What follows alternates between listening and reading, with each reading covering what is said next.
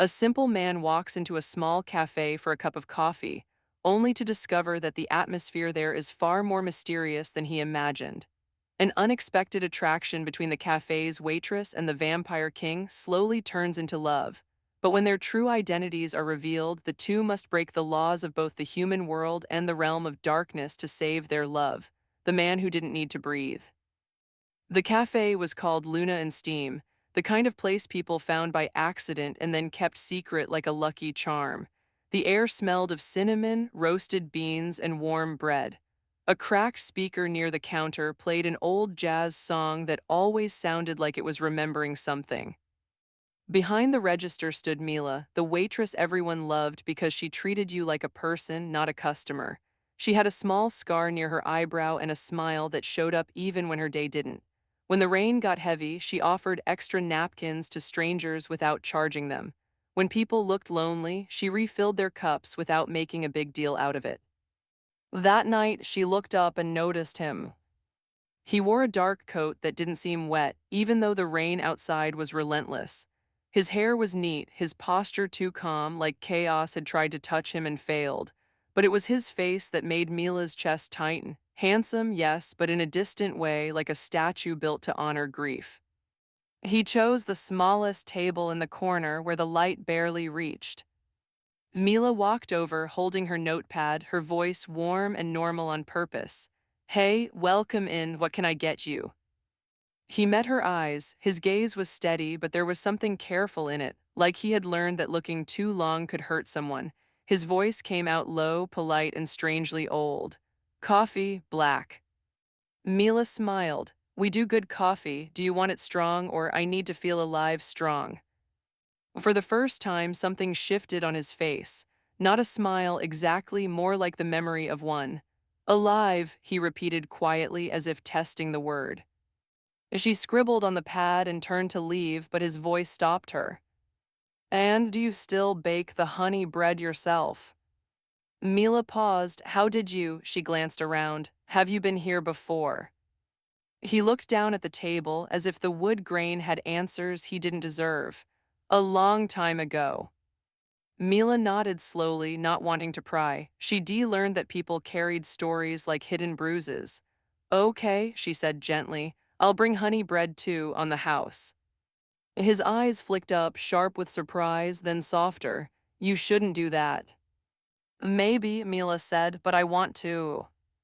When she walked away, the man stayed perfectly still. He didn't check his phone. He didn't look out the window. He didn't fidget the way tired humans do. Oh, he didn't breathe. Mila prepared the coffee behind the counter, the espresso machine hissing like a friendly dragon. Her coworker, Tomas, leaned in and whispered, "Corner guy looks like he's in a movie. Rich type." Mila whispered back, half amused, "Or a sad poet." Tomas grinned, "Sad poets don't wear coats that expensive." Mila carried the cup carefully, like the warmth mattered. As she placed it on the table, her fingers brushed his just a touch. "Cold." Not winter cold. Not "I forgot my gloves" cold. It was deeper than that, like the temperature of stone in moonlight. Mila pulled her hand back without making it obvious. She'd grown up learning not to embarrass people for things they couldn't control. Still, her heart sped up. He watched her reaction with a quiet tension, like he'd seen fear on faces too many times. "You're cold," she said, choosing honesty wrapped in kindness. "Do you want the heater turned up?" His jaw tightened. For a moment, Mila thought he might stand and leave. Instead, he looked at the coffee, steam curling upward like a small prayer, and said, "Heat doesn't stay with me." Mila sat down across from him without asking. The cafe wasn't busy. The rain kept most people away. Tomas raised his eyebrows from behind the counter, but Mila ignored him. "Okay," Mila said softly. "Then you can borrow mine for a minute. Tell me your name." The man's gaze lingered on her face, as if he didn't understand why she wasn't running. Adrian," he said. Mila nodded. "Nice to meet you, Adrian. I'm Mila." He repeated it, careful with the syllables. "Mila." Like it meant something. Mila slid the honey bread toward him. Eat. His eyes flicked to the bread and then away. I do. Mila waited, patient. He seemed to make a decision he didn't want to make. Slowly, he lifted a small piece and brought it to his lips. He didn't bite like a hungry man. He tasted it like someone trying to remember what being human felt like. Then something happened. His hands trembled. His eyes shut for half a second, as if the flavor had struck a wound. When he opened them again, they were glossy, not with tears falling, but with the weight of tears held back by pride. Mila felt her throat tighten. Hey, she whispered, are you okay? Adrian's voice turned rough. I shouldn't be here. Why? Mila asked. He looked at the cafe door, then at the window, then back at Mila, like he was calculating danger from every direction. Because I bring things with me, he said, and people like you get hurt. Mila leaned forward, brave in a quiet way. People like me. He studied her, the scar, the tiredness she hid behind humor, the kindness she gave away like it was unlimited. Good people, he said. Before Mila could respond, the bell above the door rang again. A gust of cold air swept in, sharp enough to make the candles on the tables tremble. 3 men walked in, dressed too neatly for the weather, their eyes scanning the room like hunters searching for a scent. Adrian didn't move, but the atmosphere changed around him, like a storm held behind glass. One of the men smiled at Mila, polite on the surface. Good evening, we're looking for someone. Mila's spine stiffened. We're kind of closing soon. The man's smile stayed, but his eyes slid to the corner table. To Adrian. Adrian finally lifted his gaze, and in that instant, Mila felt something impossible, like the room itself recognized him. Not just a man, a presence, a king hiding in plain sight. The leader took a step closer, his voice respectful and dangerous at the same time. Your Majesty, he said quietly, the court has been searching for you. Mila's breath caught. Adrian's expression didn't change, but his fingers tightened around the coffee cup, and the porcelain creaked softly under the pressure. He looked at Mila, not pleading, not commanding, just honest. And what he said next made her heart drop. Don't let them take you, Adrian whispered. Please.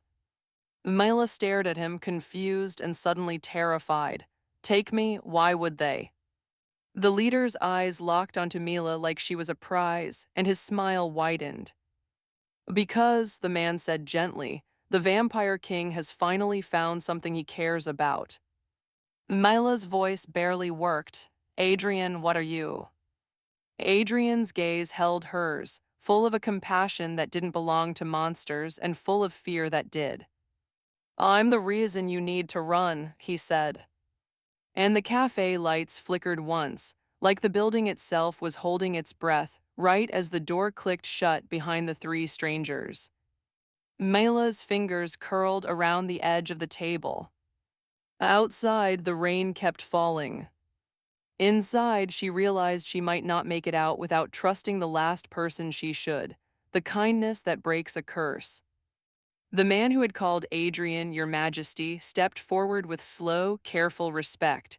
He was dressed like a businessman, but his smile didn't belong to office buildings. It belonged to dark corridors and old vows. Forgive the interruption, he said to Mila, voice smooth. We don't mean to frighten anyone. Tomas, behind the counter, tried to do what humans do when they're scared, pretend they're not. He grabbed a rag and began wiping a clean cup. His hand shook so hard the cup clinked against the saucer. Mila kept her eyes on the leader. If you don't mean to frighten anyone, she said, steadying her voice, then you can leave. The leader's smile tightened as if he wasn't used to being challenged in places that smelled like cinnamon. We will, he promised, as soon as the king comes with us. Adrian didn't answer. He simply set his coffee down like it was the last normal thing he was allowed to touch. Mila turned to Adrian, speaking under her breath. Are they like you? Adrian's jaw flexed once. Yes. Are they going to hurt us? Adrian's eyes flicked to Tomas, then to the elderly couple near the window who had frozen mid-sip. Not if I obey, he said quietly. The leader tilted his head, listening to their whispers like he could hear the thoughts between them. Your Majesty, he said, you disappeared without permission. The court has been unsettled. Adrian's gaze sharpened, not with cruelty but with a tired patience. Unsettled, he repeated, or angry because they couldn't control me. One of the men behind the leader took a step forward, impatient. The king belongs to the court. Mila's stomach twisted at the word belongs. She'd heard people say it about workers, about women, about anyone they thought they could own. Before she realized it, she stood up, putting herself between the strangers and Adrian. Tomas whispered, horrified, Mila, don't. Mila didn't raise her fists. She didn't threaten anyone. She did something much stranger in a world that runs on fear. She spoke like they were human. This is a cafe, she said, voice firm, eyes bright with controlled anger. You don't get to walk in here and claim people. The leader looked at her as if she were a candle trying to argue with the night. Miss, he said gently, you don't understand what he is. Mila glanced back at Adrian, then let him tell me. Adrian's face tightened. For a moment it looked like shame, like he hated the truth he carried. Then he spoke, low enough that only Mila could hear. I'm the vampire king, he admitted, and I ran because I was tired of being worshipped like a god and treated like a weapon. Mila's throat went dry. The words were impossible, yet the air around him felt too heavy to deny. Still, she didn't step away. What do they want from you? She asked. Adrian's expression broke slightly, the smallest crack in that controlled calm. A marriage alliance, he said. A bloodline, a symbol, a king who smiles when they tell him who to punish. Mila's eyes stung, and you said no. I said no, Adrian confirmed, and something like relief passed through him for being able to say it out loud to someone who wasn't afraid. The leader sighed like a patient teacher. Your Majesty, you can refuse tradition, but you cannot refuse consequences. Mila felt a coldness crawl up her spine. What consequences? The leader's gaze returned to her, soft as velvet, sharp underneath. They will take what you protect, he said. That is how courts work. They don't fight you directly, they rearrange your heart. Adrian's hand moved, fast, controlled, stopping on the edge of the table before it reached Mila's sleeve. He didn't touch her like he was afraid contact would curse her. Mila, he whispered, voice strained, listen to me. Go to the back, lock the staff door, call the police. Do not argue, do not be brave. Mila almost laughed, a nervous sound that tried to become humor and failed. You're telling the waitress not to be brave while three creeps corner a customer. One of the men behind the leader smirked. She's funny, the chain, the crown, and the choice. A faint metallic glow spilled upward, not bright but unmistakably silver. Inside the box lay a thin collar with engraved symbols, a matching wrist chain, and an old parchment sealed with wax. The air felt colder instantly, like the room remembered every time that collar had been used. Adrian's face tightened the moment he saw it. His eyes didn't flash with hunger or rage. They filled with something quieter. A humiliation. Mila's stomach turned. She looked at the collar, then at Adrian. They put this on you, she whispered. Adrian didn't answer right away. His throat worked as if the words were sharp. Finally, he nodded once. When I was crowned, he said, not to honor me, to ensure I never forgot who controlled the throne. The leader stepped forward, still not rushing, still acting like he owned the ending. The collar is tradition, he said, a reminder that the king serves the court. Mila's voice rose, disbelief turning into anger. A reminder it's a leash. The leader's smile thinned. Watch your tone. Mila turned to the parchment, unfolding it carefully. Her eyes moved over the elegant old writing. She didn't understand every word, but she understood enough.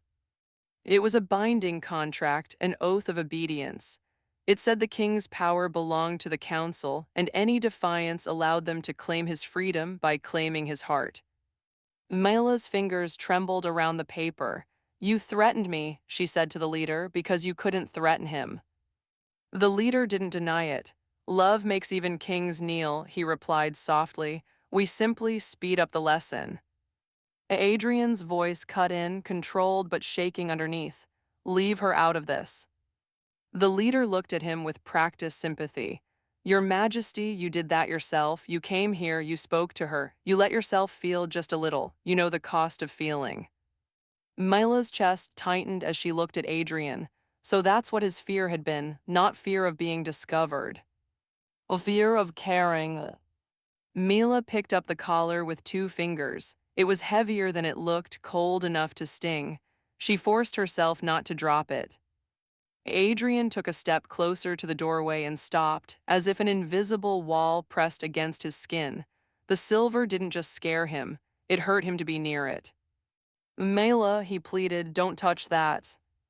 Mila's eyes welled, not from fear but from heartbreak. "You've been living under this," she asked, "all this time."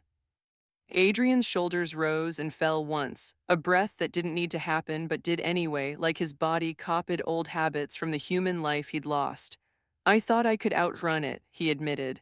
"I thought if I stayed small, if I stayed quiet, the world would forget there was a king at all." Mila's voice softened. "But you didn't come here to hide." Adrian's gaze locked onto her. "I came here because I was tired," he said. "Tired of being praised for power and punished for mercy." Tomas appeared at the end of the hallway, pale and wide-eyed, clutching a ridiculous weapon, a metal serving tray held up like a shield. "Mila," he whispered, "I called the police, but I don't think." Mila shook her head slightly at Tomas, a silent stay back. Her eyes went back to the leader. "Oh, you planned this," she said. "You left the box here." The leader's smile returned, proud now. "We didn't leave it," he corrected. "We allowed your previous owner to keep it. We knew a kind person would eventually find it. Kind people always try to fix what isn't theirs." Mila's throat tightened. "So you used kindness as bait." The leader stepped closer.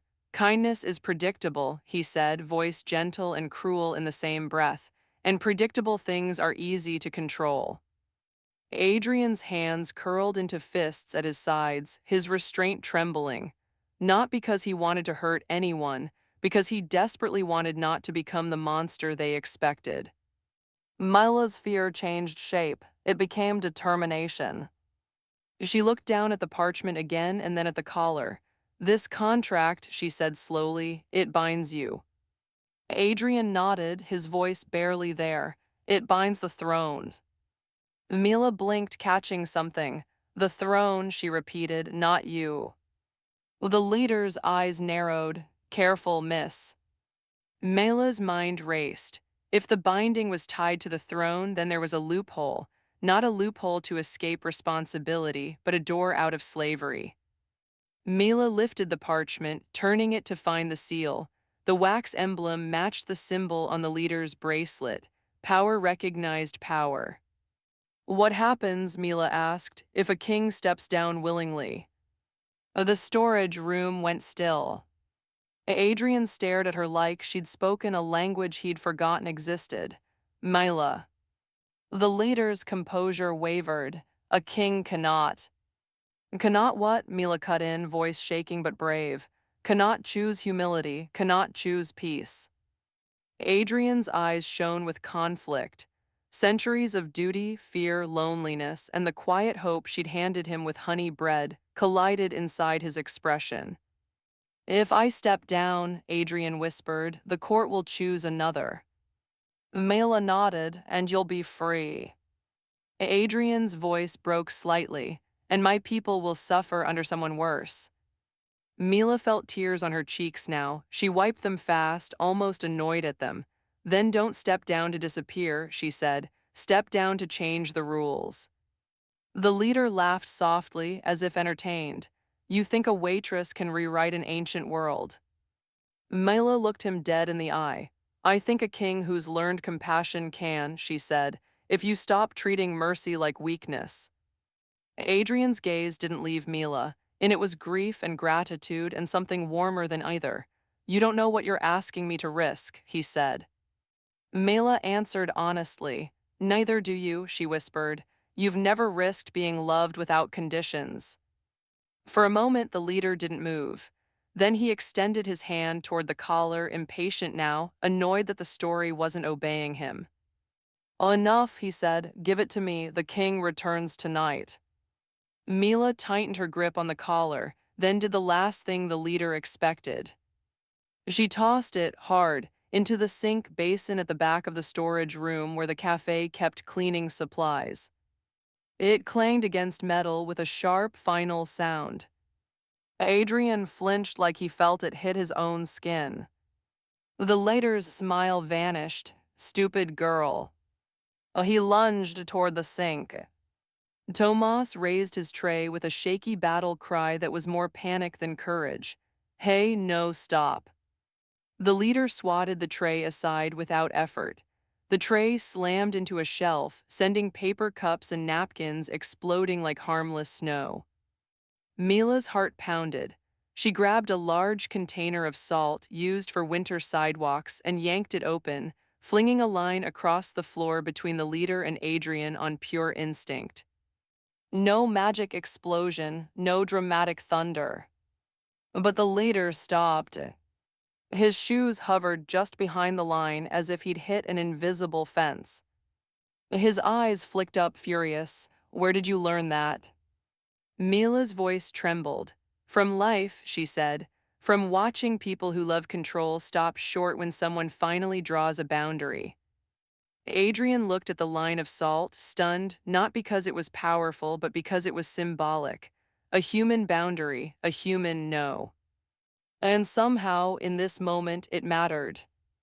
The leader's voice dropped. Your Majesty, he said to Adrian, tell her to move, tell her to hand over the collar. Adrian didn't answer right away. His gaze slid to Mila, small, shaking, ridiculously brave, and something in him shifted. When he spoke, his voice wasn't royal. It was human in the way it hurt. Oh no, Adrian said. The word landed in the storage room like a door slamming shut. The leader's face hardened. Then the court will take what you protect. Adrian's eyes widened. Don't. The leader smiled again, cold. Mila was always part of the plan, he said softly. If you won't return willingly, we will make you return desperately. Oh, he snapped his fingers. The two men who had stayed in the cafe stepped into the hallway, blocking the exit.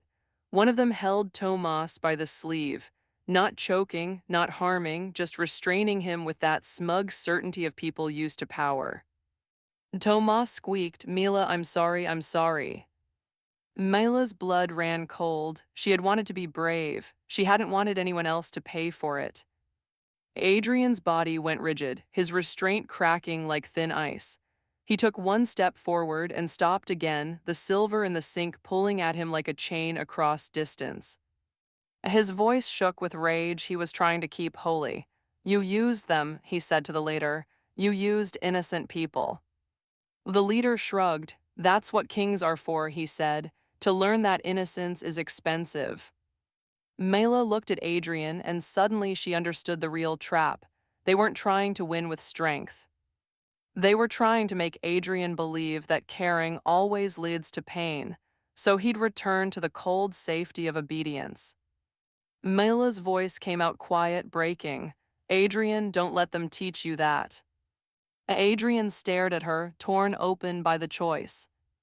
If he surrendered, everyone here would be safe tonight, but he'd go back to a cage and the world would stay the same. If he fought, he might become the monster they claimed he was. Mila stepped closer to the salt line, then deliberately stepped over it toward the leader. Her legs felt like rubber, but she kept walking. Mila, stop, Adrian said, panic rising. Mila didn't look back. She faced the leader with nothing in her hands except trembling courage. You want leverage, Mila said, voice unsteady but clear. Fine, use me, but don't pretend you're protecting tradition, you're protecting your control. The leader's eyes narrowed. And what are you protecting? Mila swallowed hard. Someone who's trying to be good, she said, in a world that rewards cruelty. The leader reached for her wrist. Adrian's voice dropped into something ancient, and the room seemed to hear it. Not a threat, a command wrapped in grief. Do not touch her. The leader paused, then smiled as if he'd been waiting for that tone. There he is. Adrian's gaze flicked to the sink where the collar lay. He made a decision Mila didn't expect. He didn't try to destroy the collar. He reached into his coat and pulled out a small object, an old, simple coin, and tossed it to Mila. Mila caught it on reflex. It was warm, shockingly warm. "Oh, what is this?" she whispered. Adrian's voice softened. "A token," he said, "from before I was crowned, from before the collar. It belongs to the man I used to be." Mila's fingers curled around it. "Adrian." "Hold it," he said, "and say my name." Mila's throat tightened. "Adrian." The coin pulsed with a gentle heat, like a heartbeat remembered. The air shifted, not with violence, but with presence. The cold in the storage room eased just a little. Adrian took a breath again, even though he didn't need one. He looked at the leader and spoke with a calm that felt like sunrise. "I will not return as your weapon," he said. "I will return as your king." The leader's expression faltered. "That's not how it works." Adrian stepped closer to the silver's pull, wincing but not stopping. "It will," he said, "because tonight I remembered something you forgot." "What?" the leader hissed. Adrian glanced at Mila and his voice gentled. "That power is not the ability to break others," he said. "It's the ability to restrain yourself and still protect them." Then he did the bravest thing Mila had seen all night. He bowed his head toward the leader, toward the collar, toward the shame, and spoke loud enough for everyone to hear. "I renounce the throne under the court's terms," Adrian declared, "and I claim it under my own." The parchment in Mila's hand, without warning, began to crumble at the edges, turning to ash as if the words could not survive a king who refused to be owned. The leader stumbled back, startled. "No, that oath." "It bound the throne," Adrian said, voice firm, "and the throne does not belong to you." Mila's eyes widened. The contract was breaking. The leader's men hesitated, suddenly unsure. Tomas took the chance and yanked himself free, stumbling behind Mila with a gasp. The leader's face twisted with anger. "If you return to the court, they will destroy you." Adrian's gaze didn't waver. "Then they will have to face what kind of king they created," he said quietly. "One who learned mercy from a small cafe." The leader's eyes flicked to Mila, hatred simmering. "You," he whispered like she was a curse. Mila lifted her chin, hands still shaking. "No," she said, "just a person who served coffee." For a moment, it looked like the leader might try again, might force his way through. But whatever rules held their world together were shifting, and he could feel it. He backed toward the hallway, voice tight. "This isn't over." Adrian didn't chase him, he didn't gloat. He simply watched until the last of them retreated, their confidence cracked by something they didn't understand, a king refusing to rule by fear. The moment they were gone, the cafe seemed to exhale. The overhead bulb flickered back to life, weak and buzzing, but enough. Mila's knees finally gave out. She sank onto a crate, clutching the warm coin, laughing once in disbelief, then crying because adrenaline always leaves sadness behind. Tomas hovered like a nervous brother. "So," he said shakily, trying to be funny because he didn't know what else to do, "we're closed, right?" Mila let out a wet laugh. "Yeah," she sniffed, "closed." Adrian stood in the doorway, not coming closer to the silver collar in the sink, his expression full of quiet ruin and quiet hope. "Mila," he said, voice careful, "I'm sorry I brought this to your door." Mila wiped her cheeks with the back of her hand. "You didn't bring it," she said. "It was coming anyway, her voice broke, you just didn't run from it." Adrian looked down, humility in the tilt of his head. I almost did, he admitted. Mila held up the coin. You didn't, she said simply. A long silence stretched between them, filled with things neither of them knew how to name yet. Then Adrian spoke the truth that mattered most. I don't know what I am without that throne, he said. I don't know where to go. Mela stood, still trembling, and walked toward him until she was close enough to feel the cold he carried, and close enough to answer it with warmth. You go where you choose, she said, not where fear sends you. Adrian's eyes shone, and this time the emotion wasn't trapped behind pride. And if I choose here, he asked, voice almost breaking on the hope of it.